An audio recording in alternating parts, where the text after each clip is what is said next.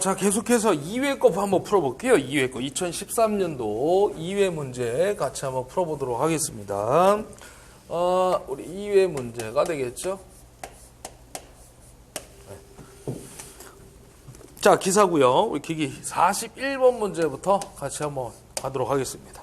41번 문제도 상당히 많이 출제가 됐었던 문제인데 삼성 동기발전기 매극매상의 슬로스를 3이라고 했죠? 그때 분포권 계수를 물어봤는데 이게 이제 보기가 바뀐 적이 한 번도 없습니다. 그래서 지금 보면 문제 조건에 삼상의 매극매상 슬로스 3 해가지고 3자가 계속 나오고 있죠. 이게 답이 실제 3번에 있어요. 3번. 그래서 참고를 하시라는 얘기고 구하는 방법은 어떻게 구하는 거냐면 우리 이게 동기기 쪽에서 그 권선의 계수 쪽에서 나오는 얘기입니다. 동기기의 권선의 계수, 동기발전기. 우리 번선의 계수를 이제 K 오메가라고 하는데, 여기에서 이제 두 가지가 나오죠, 두 가지가. 그래서 첫 번째가 누구냐면 단절권 계수가 있고요. 그 다음에 이제 또 하나가 분포권 계수가 되겠죠. 그래서 지금 물어보고 있는 것은 분포권 계수를 물어보고 있더란 얘기입니다. 그래서 단절권 계수는 이제 나중에 단절권이 나오면 그때 말씀을 드릴 거고요. 분포권 계수를 일단 한번 제가 공식을 한번 잡아볼게요. 우리 분포권 계수를 KD라고 하거든요. 그래서 이 공식이 어떻게 들어가냐면 Q 사인 EMQ분의 원래 N파이죠. 근데 이 N은 고조파 차수인데 무시를 합니다. 그러니까 기본파로 나온다는 얘기죠. 그러니까 1이에요. 1. 의미가 없어요. 그 다음에 사인 2n분의 n파이. 원래 이렇게 들어갑니다. 얘도 마찬가지죠. 이 n과 n은 고조파 차수인데 시험 문제에서는 1로 주기 때문에 의미가 없다라는 겁니다. 의미가. 그래서 얘를 제가 지울게요. 큰 의미가 없기 때문에 여러분들이 이렇게 기억을 해주면 됩니다. 물론 공식이 나오면 n자가 들어갈 수도 있고 안 들어갈 수도 있겠지만 우리 계산 문제가 거의 다 출제가 되기 때문에 이렇게 기억을 하시면 돼요. 여기에서 이제 Q 값을 누구라고 하냐면 매상당 슬로스라고 얘기를 합니다. 우리가. 그래서 요걸 갖다가요, 매극이니까 극수가 되는 거죠. 얘는 상수, 매상당이니까 상수니까 m이 되는 거고, 그 다음에 슬로스 우리 s, 이렇게 표현을 합니다. 그래서 이 q 값도 마찬가지. 안 줬을 때는, 지금 문제에서는 줬지만, 안 줬을 때는 이렇게 구하는 겁니다. pm분의 s, 이렇게 구하시는 거예요. 그래서, 참고하시고, 그 다음에 m이라는 놈은 누구냐? 상수를 얘기하는 거죠.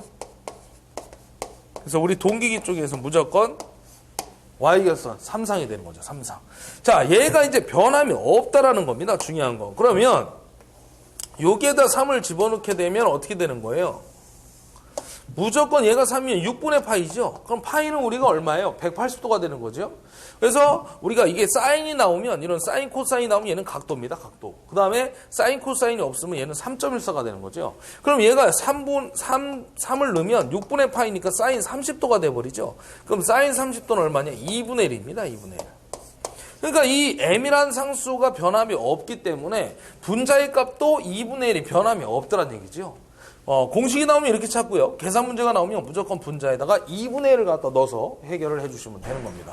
그런 다음에 이 매극매상당 슬로스를 3을 줬으니까 3사인 여기는 얼마예요? 요 상수가 3이죠. 요 매극매상당 슬로스도 3이죠. 그러면 9, 2, 18이죠. 그래서 18분의 파이가 되는 거죠. 그런데 번분수를 해서 이제 정리하면 끝납니다. 근데 요거는 각도죠, 각도. 그 다음 요거는 그냥 숫자고. 그러면 숫자는 숫자끼리 곱해야 되겠죠? 숫자와 각도는 곱할 수가 없으니까. 그래서 3이 6 해가지고 6 사인 18분의 파이 분의 1 하고 나오겠죠. 그래서 요게 답이 되는 건데요. 요 값을 찾게 되면 여러분들 몇 번에 있어요? 3번에 있더란 얘기입니다. 3번에. 이걸 갖다 여러분들이 계산기를 누르면 이렇게 쓸 수 있겠죠. 이걸 누르잖아요. 계산기를 이용해서. 그러면 무조건 답이 얼마 나와야 되냐면 0.96 정도 나와야 됩니다. 무조건 우리 분포권 계수의 답이 0.9 이렇게 얼마로 나갑니다. 참고적으로. 그래서 눌러보시고 0.9 얼마 즉 0.96 정도가 나와야 된다. 참고로 한번 눌러보시면 될 것 같아요. 42번 들어가도록 하겠습니다. 42번. 건수비가 6600대 220 해가지고 줬고요. 60Hz 변압계 철심 단면적을 0.02 제곱메타, 그 다음에 최대 자속 밀도를 1.2 웨버 퍼 제곱메타일 때 1차의 유기기 전력이 얼마냐라고 물어보이죠. 우리 1차 측의 유기기 전력 공식 물어봤는데 일단 기전력 공식은 어떻게 쓰는 거예요? 우리 변압계 기전력 공식은 4.44 FN 파이 이렇게 쓸 수가 있죠. 그 다음에 한 번 더 쓰게 되면 이렇게 쓸 수도 있어요. 어떻게 쓸 수 있냐면 4.44에다가 FN, 파이 대신에 우리 BS라고 쓸 수도 있더라는 거죠. 우리 B는 자속 밀도, S는 면적 이렇게 따져줄 수 있습니다. 그러면 지금 1차 측에서의 기전력을 물어봤으니까 여기다가 이제 1차 측 기전력 2원, 그 다음에 권수도 1차 권수니까 N1 이렇게 잡아주면 될 것 같습니다. 자, 그때 이제 문제를 풀게 되면 4.44 곱하기 주파수를 줄 것인데 주파수가 얼마 줬냐면 60Hz를 줬죠. 그 다음에 1차 권수가 얼마냐면 1차 권수가 거기 권수비가 있는데 6600이 되겠네요. 여기 보게 되면 맨 앞에 A는 해가지고 권수비는 해가지고 6600대 110 이렇게 줬죠. 그러니까 얘는 전압이 아니라는 거죠. 전압이 아니라 비율을 준 겁니다. 1차와 2차의 비율. 그래서 요걸 갖다 놓으면 될 것 같아요. 권수비에 2차 권수, 1차 권수니까. 요게 즉 N2, N1 이렇게 된다라고 보시면 됩니다. 그래서 6600 넣으면 되겠죠. 이게 만약에 전압비면 여기 단위가 볼트라고 나오죠. 근데 권수비이기 때문에 단위가 없다라고 보시면 되는 겁니다. 그 다음에 이제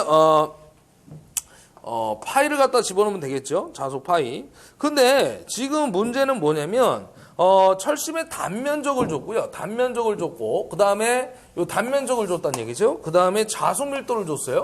그럼 이 두 개를 곱하면 누가 나오는 겁니까? 그렇죠. 자속이 나온다는 얘기죠. 그래서 얘를 두 개를 곱하면 자속의 단위 웨버로 나온다는 얘기죠. 지금 보게 되면 자속 밀도가 단위가 봐봐요. 웨버 퍼 메타의 제곱을 줬고요. 그 다음에 단면적의 단위가 메타의 제곱이니까 요게 약분이 되겠죠. 그럼 자속의 단위만 남으니까 두 개를 곱해주면 된다 그 얘기입니다. 그래서 0.02 곱하기 1.2를 잡아주면 요게 답이 나오겠죠. 그래서 요거 가면 약 42,198 이렇게 나오네요. 42198 하고 나오겠네요. 이게 답이 3번인가요? 예, 이렇게 해서 찾아주시면 될 것 같습니다.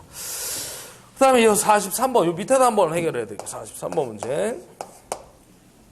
43번 문제는 단상유도전압 조정기에서 1차 전원전압을 V1이라고 2차의 유도전압을 E2라고 할 때 부하 단자전압을 연속적으로 가변할 수 있는 조정 범위를 물어봤죠. 우리 단상이 됐든 뭐 삼상이 됐든 유도전압 조정기가 나오잖아요. 그럼 얘는 전압을 조정하는 기기죠. 그래서 얘를 갖다 우리 정지기라고 얘기를 하는데 이 단상, 삼상 나오면 무조건 전압을 조정하는 거니까 범위가 있을 거란 얘기죠. 어디서부터 어디까지. 근데 중요한 건 플러스 마이너스가 들어가야 된다는 얘기입니다. 얼마부터 얼마까지니까. 그래서 무조건 여러분 찾을 때는 범위니까 예를 들어 이런 거죠. 어떤 문제에 보면 100 플러스 마이너스 30V라고 있어요. 그럼 이 전압을 얼마부터 얼마까지 조정한다는 얘기예요. 70부터 130까지 조정을 하겠다라는 얘기죠. 70부터 130까지. 그래서 그때의 조정 전압은 항상 누구냐? 30V를 가지고 전압을 조정한 거죠. 그래서 얘가 조정 전압이 되는 겁니다. 그래서 이때의 100V는 이제 주어진 전압이고, 그래서 70부터 130. 그래서 중요한 거는 부호가 플러스 마이너스가 다 들어가야 된다. 조정 범위가 나오겠다. 그래야 라는 거죠. 그래서 보기에서 플러스 마이너스 다 들은 걸 찾게 되면 4번밖에 없더라는 얘기죠. 만약에 3상이면요. 이 앞에 뭐가 하나 들어가죠? 루트 3이 들어갑니다. 루트 3. 그것만 여러분들이 찾아주면 돼요. 자, 이어서 44번 보도록 할게요. 44번 문제도 많이 출제가 됐었던 문제 중에 하나인데 용량을 갖다 변압기 용량을 10kV 줬고요. 2000에 100V 변압기에서 1차에 환산한 등가 임피던스가 6.2 플러스 J의 7옴일 때 리액턴스 강을 물어봤죠. 우리 리액턴스 강화라는 놈은 결론은 그 전류란 놈이 그 코일이 있죠. 리액턴스 부분에 전류가 통과하게 되면 전압 강화가 만들어지는데 그때의 전압 강화를 리액턴스 강화율 이렇게 얘기를 합니다. 그래서 얘를 갖다 우리가 문자로 이제 %X 또는 Q라고 얘기를 하는 거죠. %X, Q 똑같은 얘기입니다. 그래서 %X 또는 Q 값은 공식이 어떻게 됩니까? 라고 물어봤을 때 공식은 하나만 여러분들이 기억하면 돼요. V1n분의 I1n에다가 X1 곱하기 100이 된다라는 거죠. 그래서 전압을 100으로 기준 잡았을 때 리액턴스에서 발생하는 손실을 따져봐라. 그 얘기죠. 전류가 인가됐을 때. 그래서 집어넣으면 1차의 단자 전압이 2000V고요. 그 다음에 여기 I1n은 안 줬죠. 그래서 I1n을 여러분들이 구해야 돼요. 그럼 얘는 단상이니까 왜 단상이냐면 아무런 조건이 없어요. 아무런 조건이 없으면 단상입니다. 만약에 3상이면 3상이라고 주어질 거예요. 그러면 I는 뭐야? V분의 P가 되겠죠. 3상이면 루트 3 V분의 P가 되는 거고. 그럼 얘가 1차니까 전압도 1차 잡아주면 되는 겁니다. 그럼 V1이 얼마냐면 아까 했던 2000V 주어지고 있죠. 그 다음에 용량은 얼마냐면 10kV니까 10 곱하기 10에 3승 잡아주면 될 것 같아요. 그래서 날리면 2분의 10이니까 몇 암페어? 5암페어가 나옵니다. 그래서 구한 놈을 여기다 이제 집어넣고요. 그 다음에 요 리액턴스는 얼마냐? 1차로 환산한 임피던스니까 Z21, Z1 이렇게 쓸게요 그냥. 그래서 요걸 갖다가 6.2 플러스 J의 7옴 이렇게 주고 있습니다. 그럼 우리가 이걸 복소수라고 하는데 여기 앞부분에 있는 6점이라는 놈을 뭐라고 하냐면 우리 실수라고 하죠. 실수부. 그 다음에 J 옆에 오른쪽에 있는 놈을 갖다 우리 뭐라고 하냐면 허수부라고 합니다. 허수부. 그래서 실수는 누구예요? R이죠. 허수는 누굽니까? 바로 리액턴스가 되는 겁니다. 그래서 여기서는 리액턴스니까 얼마를 넣어야 되는 거야? 허수 쪽에 있는 7을 갖다 넣어줘야 된다는 얘기죠. 그래서 이걸 100을 곱하면 1.75% 하고 나옵니다. 여기 이제 많이 출제가 됐었던 문제 중에 하나죠. 1.75. 답은 2번이 되겠죠. 자, 넘어가서 45번으로 가도록 하겠습니다. 45번 보시게 되면 이게 상당히 그 문제가 좀 됐던 문제인데 원래는 나왔던 문제가 요거와 반대로 있었죠. 지금 문제 보면 1차가 Y, 2차가 델타인데 원래 정상적인 문제에는 1차가 델타, 2차가 Y 이렇게 나왔던 문제예요. 그래서 그때 당시엔 답이 정해져 있었는데 요 문제는 이제 그 앞뒤를 바꾼 거죠. 1차, 2차를 바꾼 건데 답이 없었던 거예요, 답이. 그래서 모두 정답 처리가 됐었는지 그때 당시 잘 모르겠는데 하여튼 모두 정답이 맞습니다, 얘는. 왜 그러냐, 답이 없기 때문에. 우리가 답이 없을 때는 정답을 모두 정답으로 다 처리를 하죠. 어쨌든 한번 풀어볼 건데요. 1차가 Y, 2차가 델타래요. 그럼 그림을 하나 그려볼게요. 1차가 Y니까 이렇게 되겠죠. 이게 Y 아니겠습니까? Y 결선. 그 다음에 2차가 이제 델타. 이렇게 돼 있더란 얘기입니다. 이렇게 돼 있을 때 1차의 성간전압, 여기 부분이 성간전압인데 여기가 3300이라고 줬죠. 3300. 그죠? V1이 되는 겁니다. 그런 다음에 무부와 2차 성간전압은 얼마냐? 여기 2차 측에 부하를 걸지 않았을 때 2차의 성간전압이 얼마냐 하고 물어보고 있더란 얘기입니다.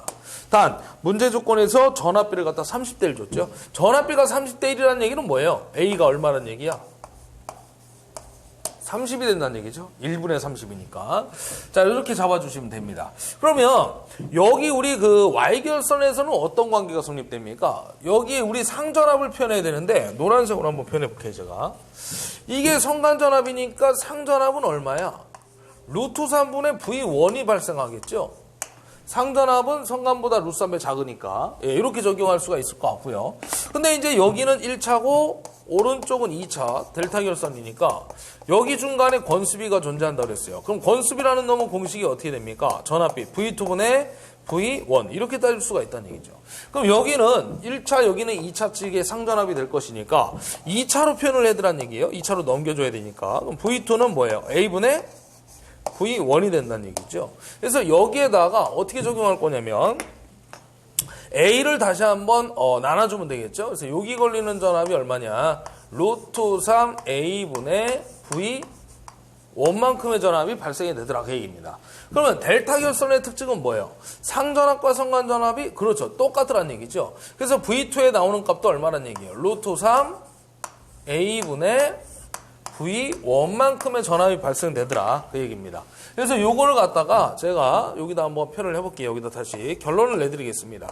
그래서 V2라는 놈은 루트 3A분의 V1 값이 되더라. 그러면 주어진 건 다 줬잖아요. V1이 3300이고요. 그 다음에 루트 3에 A 번스비가 30이 되겠죠. 자, 여러분들 요거를 계산기 누르게 되면 답이 나옵니다. 그래서 요게 얼마 나오냐면 63.5V 정도가 나옵니다. 근데 여러분들 봐봐요. 답이 있어요, 없어요, 보기에? 없더란 얘기죠. 그래서 이때 당시의 답은 뭐냐면 모두 정답이 처리가 된 겁니다. 모두 정답. 모두 정답. 저 하나 알려드릴게요. 원래는 어떻게 나오는 거냐면 원래 문제는요. 이게 1차가 델타고요. 2차가 Y예요. 그리고 나서는 2차의 요 성간전압이 얼마냐고 물어본 거죠. 그때의 2차의 성간전압의 답이 얼마냐면 190V입니다. 190V. 얘는 답이 있었어요, 보기에. 그래서 여러분들이 이제 만약에 이게 따지기 싫다 그러면 1차가 델타, 2차가 Y 그러면 190이고요. 요 3300은 그대로 줄 거거든. 변함이 없이. 그리고 만약에 Y 델타 들어오면 63.5. 이 두 가지만 기억해도 되더란 얘기입니다. 뭐 정 난 구하기 싫다 그러면. 하여튼 제가 요거까지 잡아드렸으니까 원래 나왔던 건 얘예요. 예. 자, 잡아드렸으니까 기억을 해주시면 되겠죠. 자, 계속해서 46번 보도록 할게요. 46번. 자, 46번을 보시게 되면 삼성권 선용 유도전동기의 슬립을 4% 줬어요. 자, 전보화 슬립인데 S를 갖다가 4% 줬습니다. 0.04가 되겠죠? 그런 다음에 2차 한상의 저항을 갖다가 0.35 줬는데 2차니까 2차 저항이니까 R2 값이 되는 겁니다. 0.35. 이렇게 준 거고요. 이 유도전동기의 기동 토크를 전보화 토크와 같도록 하기 위해 외부에서 2차에 삽입해야 할 저항의 크기는 얼마입니까? 자, 거기 외부에서 2차에 삽입할 할 저항 크기를 물어봤는데 이게 결론은 누구냐면 2차 출력 정수를 얘기하는 거죠.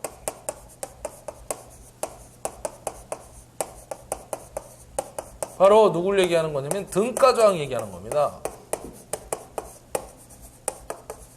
이 등가저항 공식이 어떻게 되는 거예요? R이라는 놈은 등가저항 2차 출력 정수라는 놈은 R2에다가 S분의 1에 마이너스 1 이렇게 나오는 거죠. 이게 바로 2차 출력 정수 등가저항의 공식이 되겠습니다. 그래서 우리가 또 이제 기출문제 보면 여기 이제 4% 줬을 때 등가저항은 2차 저항이 몇 배가 되느냐? 우리 이렇게 얘기하죠. 4% 주면 몇 배예요?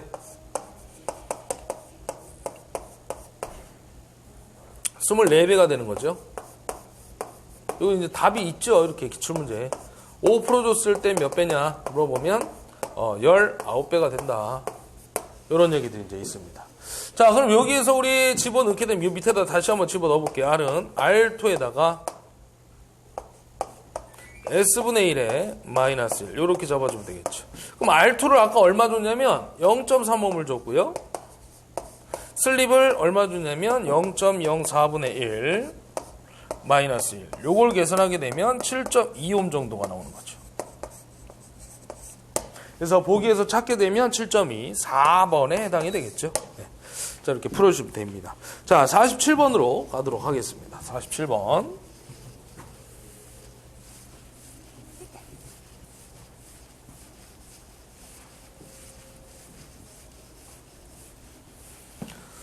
자, 47번을 보시게 되면요. 요거는 우리 부하분담비에 대해서 나오고 있는데 1차 및 2차 전격 전압이 같은 두 대의 변압기가 있다. 그 용량 및 임피던스 강화가 A 변압기가 여기도 적어둘게요. A 변압기를 갖다 얼마 줬냐면 5kV에 3%를 줬죠. 이게 전격 용량이 되겠습니다. 요 3%는 임피던스가 되는 거죠. 누설 임피던스라고 하는데. 그 다음에 B 변압기를 갖다 얼마 줬냐면 20kV 전격 용량이 되겠고, 마찬가지. 그 다음에 임피던스가 2%가 되겠죠. 용량이 좀 다르고 누설 임피던스도 값이 달라지고 있습니다. 그래서 이때 병렬 운전하는 경우에 부하를 분담하는 비 A 대 B를 물어봤는데, A 대 B를 갖다가 얼마니 하고 물어보고 있어요. 자, 근데 공식이 있죠. 우리 그 부하분담비를 계산하는 우리 변압기 병렬 운전 조건 쪽에 보면 부하분담비 계산하는 게 있습니다. 부하분담비. 이걸 갖다 우리가 또 따질 때 우리 합성 용량도 이거 가지고 따지는 거죠. A 변압기와 B 변압기를 갖다가 합성했을 때 그때 실제 용량은 어떻게 될 것이냐 이거 따지는 건데 부하분담비 공식이 어떻게 되냐면요. PB분의 PA는 PB분의 PA에다가 임피던스를 곱해줍니다. 그래서 %ZA분의 %ZB 값을 갖다 곱해주는 거죠. 이렇게. 그래서 요걸 갖다 우리가 뭐라고 하냐면 분담 용량이라고 하고요. 요 놈을 갖다 우리가 전기 용량, 요 놈을 갖다 우리가 누설 임피던스라고 합니다. 그래서 용량끼리는 지금 어때요? 위치가 같죠? B, B, A, A. 그래서 비례 관계가 성립되지만 누설 임피던스와 용량은 반비례 관계가 성립됩니다. 그렇죠? 이렇게 반대가 되고 있죠. 그래서 그런 것도 알아두셔야 돼요. 용량과 누설 임피던스는 반비례 관계가 성립되고 있다. 이런 것도 알아두셔야 됩니다. 그럼 집어넣게 되면 어떻게 되느냐? 자, B분의 A니까 20분의 5가 되는 거죠. 전기 용량. 그 다음에 누설 임피던스는 A분의 B니까 A가 밑으로 와야 돼요. 3분의 2가 되겠습니다. 그럼 이거 얼마예요? 60분의 10이 되는 거죠. 그러면 결론은 얼마예요? 6분의 1이 되는 거죠. 그러면 이게 결론은 누구냐? PB분의 PA 값이 되는 거죠. 그렇죠? 그러면 A 대 B는 얼마니 하고 물어봤으니까 몇 대 몇이 될까요? A 대 B는 하고 물어본 거죠. 그러면 1대 6이 되는 거죠. 1대 6. 그래서 1대 6 잡아주면 됩니다. 만약에 B 대 A 그러면 B 대 A니까 B가 먼저 나왔으니까 6대 1이 돼버리는 겁니다. 그래서 지금 답은 1대 6 찾았을 때 2번이 되겠죠. 이렇게 찾아주시면 됩니다. 다행히 6대 1이 없네요. 거기에. 자, 그 다음에 48번 들어갈게요. 48번은 브러쉬의 위치를 이동시켜 회전 방향을 역회전시킬 수 있는 단상유도 전동기를 물어봤는데요. 우리 단상유도 전동기의 종류가 있죠? 단상유도 전동기.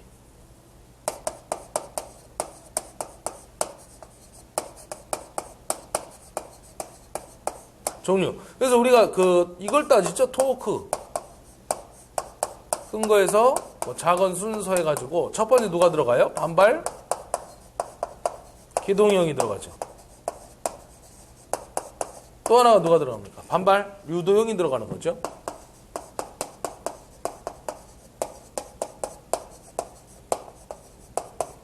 또 하나가 누가 들어갔냐? 콘덴서 기동형이죠.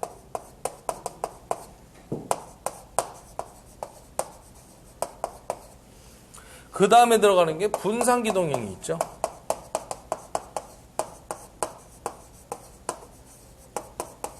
그 다음에 들어가는 게 쉐이딩 코일형. 종류가 이렇게 들어갑니다.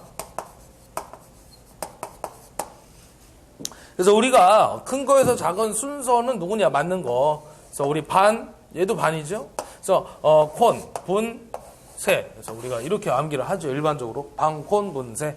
여기서 이제 중요한 거는 얘가 먼저니 얘가 먼저니 뭐 이렇게 물어볼 수 있겠죠? 왜냐면 지금 반자 똑같기 때문에 우리 시작은 뭐예요? 이게 헷갈릴 수가 있다는 얘기예요. 그래서 우리 시작은 무조건 기동이 시작이 돼야 됩니다. 그래서 여러분들이 헷갈리지 않고 기동이 맨 앞에 와야 되는 거구나 시작을 해야 되니까 이렇게 찾으면 헷갈리지 않겠죠. 자, 여기서 하나 조건이 들어가게 되면 반발 기동은요 브러쉬를 이용해서 기동을 하고 또 우리 속도를 제어할 수 있다. 회전 방향을 역회전시킬 수 있다. 뭐 이렇게 얘기할 수가 있겠습니다. 그래서 여기서 답은 브러쉬의 위치를 이동시켜 회전 방향 역회전시키는 반발 기동형이 되겠죠. 그래서 답은 1번이 되는 겁니다. 1번. 그 다음에 49번 갈게요. 49번은 직류발전기 섬락이 생기는 가장 큰 원인인데 그 섬락, 불꽃이 발생되는 이유는요. 부하의 급변이 되겠죠. 부하가 급변하게 되면 직류기에서 우리 전기자반작용이 증가하게 되고 그거에 따른 불꽃 섬락이 발생되더라. 그래서 요거는 부하의 급변 2번을 찍어주시면 됩니다.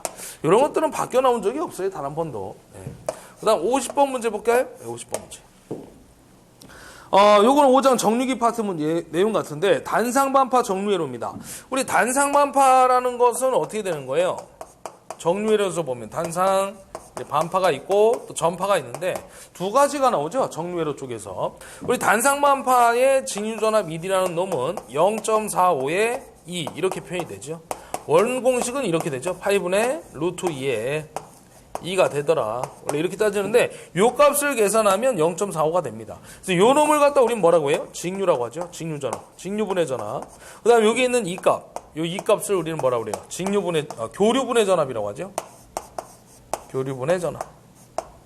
그 중에서도 무슨 값? 우리가 실제 사용하는 시료값입니다. 시료값. 참고적으로. 하나 더 해야 될까요? 단상 전파가 있죠. 이때 ED는 얼마예요? 얘는 0.9의 2가 되겠습니다. 몇 배가 되는 거죠? 2배가 되죠. 2배가. 그래서 2배가 되고 있다. 그래서 지금 찾게 되면 단상 반파라고 했기 때문에 단상 반파인데 ED는 0.452. 그래서 4번이 답이 되겠습니다. 여기다 잡아드리면 4번. 그렇죠. 자, 계속해서 51번 들어가도록 하겠습니다.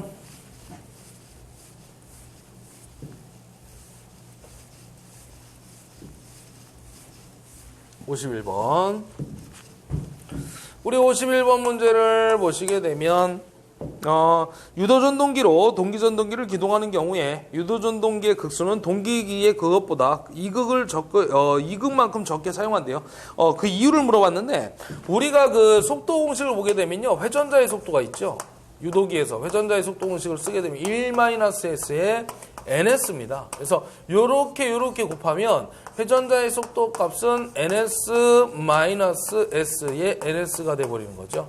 그래서 우리가 요거를 우리 회전자의 속도라고 하죠. 유도전동기 회전자의 속도. 그 다음에 요 ns를 우리가 동기 속도라고 하는데 얘가 없으면 두 개의 속도가 같은 거잖아요. 그죠? 근데 지금 얘가 존재하더란 얘기입니다. 얼마만큼? 마이너스 SNS만큼. 그래서 이걸 읽으면요. 이렇게 읽을 수가 있죠. 회전자의 속도는 동기 속도에 비해서 속도가 얼마만큼? SNS만큼 늦고 있다. 마이너스니까 늦고 있다. 이렇게 얘기할 수가 있습니다. 이것 때문에 극수가 이것만큼 적어진다. 라고 얘기를 합니다. 그래서 이 문제도 저희 답은 1번인데요. 얘 바뀌어 나온 적이 단 한 문제도 없어요. 그래서 얘도 기출문제 보면 우리 한 문제밖에 없습니다. 그래서 속도차가 SNS만큼 늦고 있다. 이렇게 기억을 해주면 됩니다. 넘어가서 52번을 또 같이 풀어보도록 할게요. 52번 문제. 52번 보시게 되면 직류전동기에서 정출력 가변 속도의 용도에 적합한 속도 제어 물어봤는데 우리 직류기의 속도 제어를 보게 되면 세 가지가 있죠. 대표적으로 속도 제어법이 누가 있을까요? 원래 공식은 이제 회전수 따지는 건데 K에 5분의 2 이렇게 따지죠. 여기서 60을 곱하면 라지n이 되는 거고요. 분당 회전수. 원래 여기 2도 이제 누가 되냐면 K에다가 이렇게 들어가는 거죠. 5분의 V 마이너스 IA의 RA죠. 전동기 역기전력 공식. 그래서 여기 자속과 여기 전압과 저항을 이용해서 속도를 제어한다. 그렇게 얘기하죠. 이 자속이라는 놈이 결론 누구예요? 계좌전류가 되는 거죠. 계좌전류. 그래서 첫 번째 A가 누구냐면 계좌제어법이죠.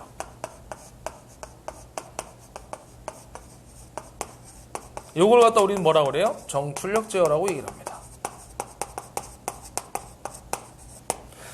결론은 지금 얘밖에 없죠, 답이. 정출력 가변 속도 용도를 했으니까 계좌제어죠. 답은 몇 번? 2번이 되는 겁니다. 2번. 자, 두 번째 할까요? 하나 더 전압제어가 있죠. 그래서 얘는 뭡니까? 속도 제어가 광범위하고 특징이죠. 또 하나가 뭡니까? 운전. 효율이 좋다. 이런 것들이 이제 특성으로 들어가는 거죠. 특징으로. 요거는 두 가지 방식으로 나눠지죠. 워드. 레오나드 방식과 또 하나 누구예요? 일그너 방식이 있죠. 그래서 일그너 방식은 어디에 사용됩니까? 라고 하면 부하 변동이 심한 곳이다. 그래서 우리가 플라이를 설치한다. 뭐 이런 얘기를 하죠. 그 다음에 세 번째는 누가 들어가냐? 저항 제어법이 들어가죠. 이렇게 세 가지가 있는 거죠. 그래서 우리가 외울 때 얘는 사실 계좌 전류 제어잖아요. 전류자 뺐지만. 그래서 이거 전류, 전압, 저항. 그래서 오메 법칙으로 외우면 쉽게 외울 수 있다라는 거죠. 오메 법칙으로 외우면. 그래서 이거 일그너 방식 하나 더 써드리면 부하 변동이 심한 곳에 사용된다. 이것도 시험 문제로 출제가 됩니다, 다.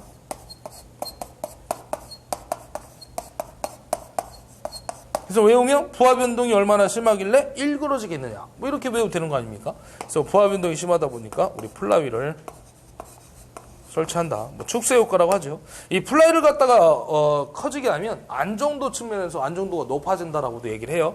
자, 이렇게 해서 정리를 해놓으시면 되죠. 어쨌든 답은 2번밖에 없습니다. 53번 볼게요. 53번. 자, 속도 특성 곡선 및 토크 특성 곡선을 나타낸 전동기를 물어보고 있는데, 요거는 우리 보면 직류기의 직권 전동기 얘기예요. 사실 직류기의 직권 전동기. 지금 왜 그러냐면요. 우리 직권 전동기 한번 보도록 하겠습니다. 직권 전동기는 중요한 공식이 나오죠. 토크란 놈은 IA 전류 제곱에 비례하고 회전수 제곱에 반비례한다. 그럼 요걸 가지고 그림을 그리면, 자, 봐봐요. 지금 그림이 하나 있는데, 지금 이쪽이 토크 하나 보고요. 그 다음에 토크라고 하고, 여기를 전류 I라고 한번 해보도록 하겠습니다. 그러면, 토크하고 회전수를 따져봐야 되겠죠? 회전수를 따져봐야 되겠네. 전류가 아니라. 회전수, 그죠? 지금 이렇게 돼 있잖아요, 회전수가. 그럼 회전수하고 토크는 무슨 관계냐면 반비례죠? 그러니까 여기가 회전수 N이라고 했을 때 이런 관계식이 나온다는 얘기죠. 얘가 크면 얘가 작을 거 아닙니까? 얘가 크면 얘가 또 작아지고. 그러니까 반비례 곡선이 하나 나오고요. 그 다음에, 속도. 여기 속도 공식하고요. 속도하고 요 회전수 및 속도하고, 그 다음에 전류가 있죠, 여기에. 부하전류 I라고 하는. 요 전류가 전류. 그러면 결론은 두 놈도 뭡니까? 반비례 곡선이 되는 거죠. 반비례. 그래서 반비례 2에서 얘를 그리면 이렇게 나오겠다는 얘기죠. 그래서 요거 찾게 되면 직권밖에 없어요. 반비례 되는 거. 비례 반비례 되는 거. 그래서 얘하고 얘가 반비례, 얘하고 얘가 반비례. 그죠? 제곱의 반비례. 찾으면 요렇게 나오게 되죠. 그래서 우리가 요 지점을 갖다 우리 뭐 안 좋은 전점이라고 또 얘기를 하죠, 우리가. 자, 그래서 답은 2번이 되겠죠, 2번. 그 다음에 54번 보도록 하겠습니다. 사이클로 컨버터를 물어봤는데, 우리 사이클로 컨버터라는 게 뭘 하는 거예요?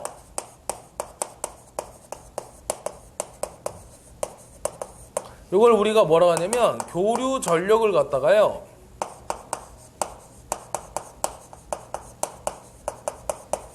교류 전압으로 바꿔주는 거죠. 그래서 이게 뭐 예전에 한번 이렇게 나온 적도 있죠. 교류에서 교류니까 AC에서 AC. 또는 얘를 갖다 우리가 또 다른 말로 뭐라 합니다. 주파수 변환기라고도 얘기를 하죠. 그래서 이걸 찾게 되면 답이 몇 번? 2번이 되겠습니다. 제어 정류기를 사용한 주파수 변환기가 되겠다. 그 다음 55번 들어갈게요. 포하고 있지는 않은 직류발전 회전수가 4배로 증가됐대요. 자, 그때 기전력을 전과 같은 값으로 하자면 여자를 속도 변화전에 비해 몇 배로 합니까? 물어봤죠. 자, 우리가 기전력 공식 쓰게 되면 이런 공식이 있죠. K, 파이, N이라는 공식이 있습니다. 그럼 지금 회전수가 4배가 됐거든요. 얘가 4배가 된 거예요. 그럼 기전력도 4배가 될 거 아닙니까? 당연히 비례관계에서. 회전수가 커지면 기전력이 커질 거니까. 그러면 이 기전력을 처음에는 얼마였어요? 1이었겠죠? 1. 그죠? 얘도 1, 얘도 1, 얘도 1이었겠죠. 그러면 다 곱해도 1이니까. 근데 4배가 커졌으니까 기전력도 4배가 된다는 얘기입니다. 그때 여자를 처음과 같은 1로 만드는 여자를 몇 배로 해야 됩니까? 물어봤는데, 여기서 말하는 여자는 누굴 얘기하는 거예요? 그렇죠? 여자 전류, 계자 전류, 바로 자속을 얘기하는 겁니다. 자속. 그러면 얘가 4배 됐으니까 자속을 갖다 몇 분의 1배? 4분의 1배로 하면 약분이 되면서 처음과 같은 1이 만들어지겠죠. 1이. 그래서 찾게 되면 3번이 되겠습니다. 그 다음에 56번.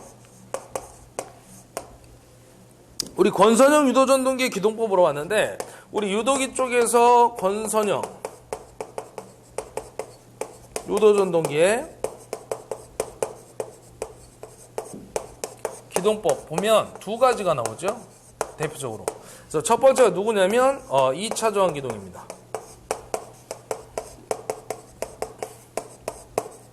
또 하나가 누구예요? 게르게스죠. 게르게스에 의한 기동. 그래서 답을 찾게 되면 1번이죠. 1번. 나머지는 다 누구냐면 농형이죠. 농형. 나머지는 다 농형입니다. 뭐 농형이 몇 가지가 있냐면 4가지가 있죠. 제가 말로 설명해 드리면 첫 번째가 누가 있어요? 직입기동, 전전압기동이 있고요. 걔는 용량이 5kW 이하. 그 다음에 두 번째가 이제 Y델타가 있죠. 5에서 15kW. 그 다음에 세 번째가 이제 기동보상기, 15kW 초과. 그 다음에 마지막으로 리액터 기동이 있습니다. 그래서 나머지는 다, 농형이고요. 1번만, 우리 권선형에 해당이 됩니다. 자, 그 다음에 57번으로 좀 가도록 할 건데요. 저쪽에 가서 잡아드릴게요. 57번 문제.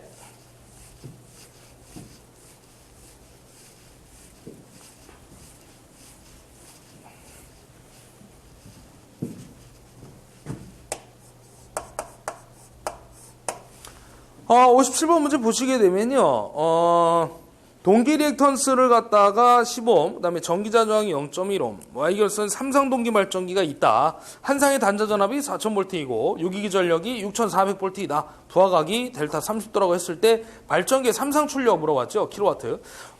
우리가 원래 비둘극형을 기준으로 동기기 쪽에서 비둘극형을 기준으로 한상당 출력 공식이 있죠. 어떻게 되냐면 P라는 놈은 XX분의 2V의 사인 델타 이렇게 나옵니다. 근데 여기가 한상당 출력이니까 당연히 기전력과 단자전압 또한 한상분이 나올 수밖에 없더라는 거예요. 그래서 이제 킬로와트니까 10의 마이너스 3승을 잡아주는데 중요한 것은요. 지금 삼상당 출력을 물어봤죠. 우리 동기기는 Y결선 삼상이니까 이게 한상당 출력이에요. 그럼 삼상이라는 얘기는 몇 대가 있는 거예요? 3대가 있는 거죠. 그래서 3배를 잡아줘야 됩니다. 3배. 그래서 요게 상값을 갖다 기준으로 해서 잡아놓은 거죠. 상값을 갖다 한 상당이니까. 그래서 3배를 잡아주면 됩니다. 자, 그럼 이제 계산을 하면 돼요. 동기 리액턴스가 10옴이고요. XS가 동기 리액턴스. 기전력이 6400V고요. 그 다음에 단자 전압이 4000V고요. 그 다음에 부하각 사인 델타가 30도죠. 원래 90도가 되면 최대 출력인데 얘는 일단 최대 출력은 아닌 것 같아요. 30도라고 했으니까. 그 다음에 킬로와트 10에 마이너스 3승이고요. 여기다 3배를 잡아주면 됩니다. 그래서 이거 구하면 3840 킬로와트 하고 나옵니다. 그래서 답 찾으면 3번에 있겠네요. 자, 그 다음에 58번 들어가도록 하겠습니다. 58번. 자, 58번 문제는 단락비 얘기인데, 그 동기기 쪽에서 우리 단락비 얘기가 있었죠. 그래서 그 만 kVA 6000V 60Hz 24극 단락비가 1.2 삼상 동기 발전기의 동기 임피던스를 물어봤습니다. 우리 그 동기기 쪽에서 단락비 공식을 보게 되면 기본적으로 나오는 공식이 4가지 정도가 들어가죠. 뭐 퍼센트 동기 임피던스 율이라고 하는 건데 공식이 이렇게 들어가죠. 첫 번째가 뭐 KS분의 1, 두 번째가 V제곱분의 PZS, 세 번째가 V분의 루트 3의 IN의 ZS, 마지막으로 들어가는 게 IS분의 IN 이렇게 됩니다. 제가 여기서 한 거 설명을 좀 해드리면 요거 세 번째는요 거의 공식 문제가 나오죠. 두 번째 공식을 써먹을 때는 용량입니다. 용량 P가 주어졌을 때 두 번째 공식이고요. 요 네 번째 공식은 뭐냐면 단락전류가 주어졌을 때 써먹는 겁니다. 그래서 단락전류가 주어지면 무조건 네 번째 공식이에요. 단락전류가 없고 용량만 있으면 두 번째가 되는 겁니다. 첫 번째는 얘를 주고 얘를 물어볼 수 있고요. 얘를 주고 얘를 물어볼 수도 있다는 얘기죠. 그래서 위치만 바꿔주시면 된다 그 얘기입니다.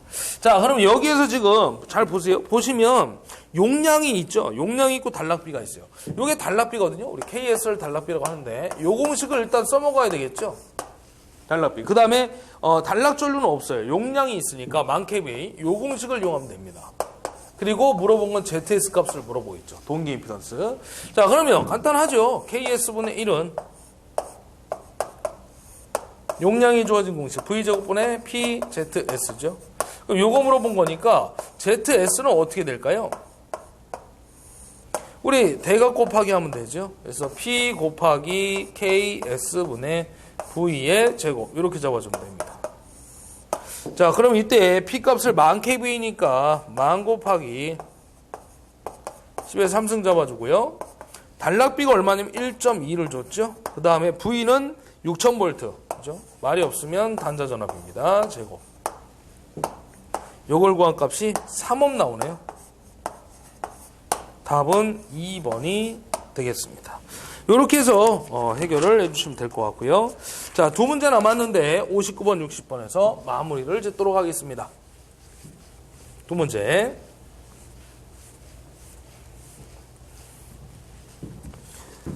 자, 59번을 보시게 되면요. 요거는 그림 보고 그냥 여러분들이 그 답 찾아도 되는데 지금까지 나왔던 문제는 한 문제밖에 없습니다. 이 문제. 다음 그림 어떤 전동기의 1차측 결선도인가 그러는데 거기 보면 R하고 X가 있죠.